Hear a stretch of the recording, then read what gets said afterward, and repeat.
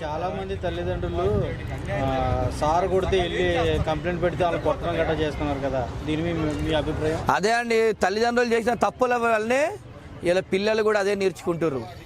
ఇలా మీ పిల్లగాని ఎందుకు కొడతారండి?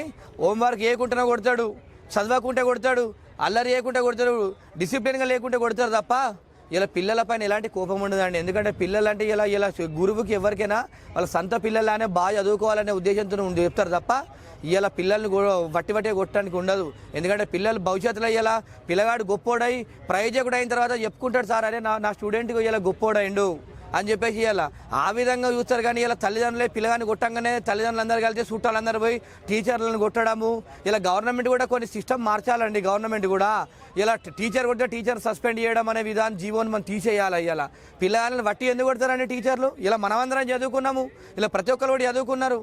చదువుకుంటే వట్టిగా టీచర్లు వట్టి కొడతారా? పిల్లగాడు చదవకుంటేనో హోంవర్క్ చేయకుంటేనో ఇలా మీ పిల్లగాని ఇలా మనం చూసుకుంటే గిట్ట పిల్లగాడు ఒకడు కొడి తింటారు, ఒకడు భయం చెప్తుంటాడు, ఇలా మాటతో చెప్తుంటాడు.